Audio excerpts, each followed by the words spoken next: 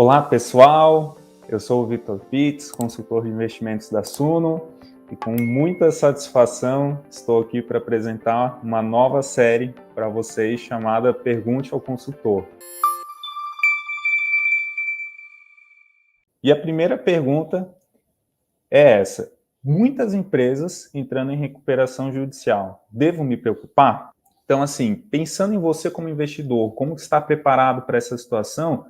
Sempre quando entrar num ativo, quando for analisar ele, né, avaliar o tipo de ativo, sempre levar em consideração, né, o grau de endividamento daquela empresa, né? Então, tem dois indicadores que aqui na Suno a gente gosta bastante, que são indicadores que compara dívida líquida com o patrimônio líquido, né?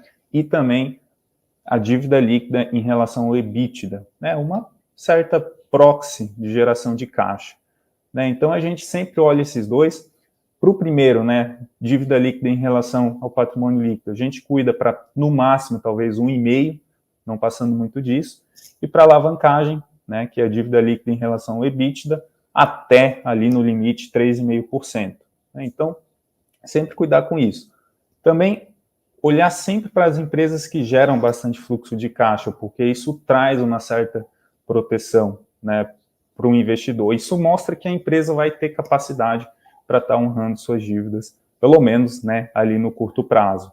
Tá? Então, nesse momento de juros muito elevados, o custo financeiro para a empresa fica alto, e se a empresa não tem uma boa geração de caixa ou não tem uma reserva suficiente, ela pode ter problemas ali para estar honrando, né, aquelas dívidas que ela tem. Agora, a segunda pergunta: como saber qual a melhor hora de vender um ativo?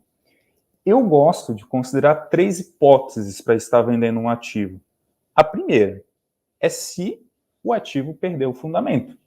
Então, isso pode acontecer, isso é um risco que pode acontecer, por isso que a gente sempre busca entrar com bastante margem de segurança, ou seja, o preço de entrada muito abaixo do valor justo do ativo, porque mesmo se acontecer algo com o ativo, não ocorrer muito bem como se esperava no fundamento dele, ainda tem uma gordura ali para o investidor ficar relativamente protegido, né? Mesmo que não se saia, mesmo que o ativo não se saia muito bem.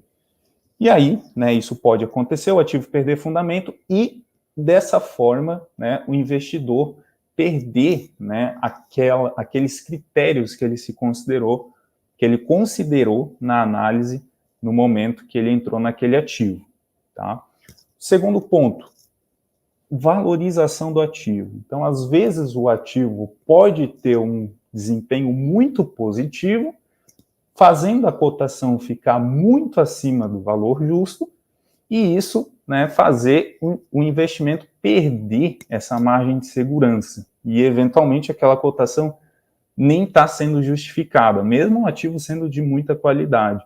Né? Então, a gente viu isso acontecendo bastante durante a pandemia, em que a liquidez estava muito elevada, ativos de tecnologia, né, em 2020, principalmente Estados Unidos, né, estavam com múltiplos de preço muito, muito altos. Então, dependendo do preço que você paga ali, né, pode ser muito caro, e se você tem aquele ativo na carteira, eventualmente pode até compensar você estar se desfazendo dele. Tá? E o terceiro ponto, né, custo de oportunidade. Né, e aqui entra algumas questões a mais. Então, eventualmente tem um ativo semelhante, parecido, né, que está muito mais interessante do que aquele que você tem em carteira e com modelo de negócio parecido, ou do mesmo setor, né? Ou quando você busca fazer um rebalanceamento da sua carteira, algum ativo que você possui caiu muito, né? E você busca fazer aquele balanceamento a fim de estar mantendo a proporção dos ativos ali na carteira. A terceira pergunta: FIIs de papel ou FIIs de tijolo? Talvez essa seja uma pergunta muito comum e dúvida de muita gente, né? Primeiro ponto: é importante entender a diferença das duas coisas. Né? Então, FIIs de papel, estamos falando principalmente de crédito privado. FIIs de tijolo, estamos falando de fundos imobiliários que possuem participação, né, em imóveis. Então, apesar de ambos serem classificados como fundos imobiliários, eles têm características bastante distintas. Então, assim, eu gosto de pensar numa carteira de fundos imobiliários contendo os dois segmentos, tá? Os dois, de alguma forma, se complementam ali. E o que eu gosto de pensar? FIIs de papel tendem a repassar a inflação na forma de dividendos, diferente dos fundos de tijolo, que tendem a repassar os aluguéis, e a inflação tende a ficar incorporada nos reajustes dos valores patrimoniais dos imóveis que compõem aquele fundo. Então, a longo prazo, a inflação ela tende a ficar incorporada na valorização da cota, isso falando de longo prazo. Já para os FIIs de papel, se você reparar, eles tendem a ter uma volatilidade relativamente mais constante a médio e longo prazo, já que ele repassa a inflação na forma de dividendos. Por isso que o dividend yield dos FIIs de papel tendem a ser muito mais elevados do que os de tijolo. E também é um motivo para você não simplesmente comparar dois fundos imobiliários justamente só pelo dividend yield, porque tem essa diferença entre os dois. E aí, o que eu gosto de pensar? Para quem está começando a investir, talvez seja interessante ter uma proporção de FIIs de papel um pouco mais baixa do que FIIs de tijolo. Por quê? Você não vai estar necessitando daquela renda naquele momento, né?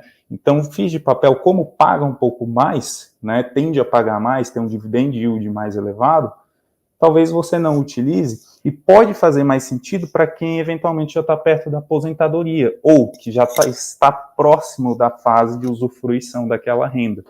Então, aquele dividend yield mais elevado compensa para quem ou já está na fase de aposentadoria ou próximo dela ou que está próximo da fase de usufruição daquela renda.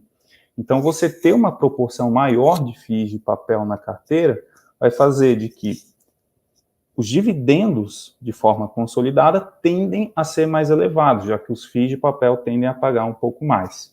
Bem, pessoal, esse foi o primeiro vídeo. Espero que tenham gostado. Não deixe de me seguir lá no Instagram. O link é vi.pits. E não deixem de curtir, compartilhar e se inscrever no canal se vocês gostaram desse conteúdo.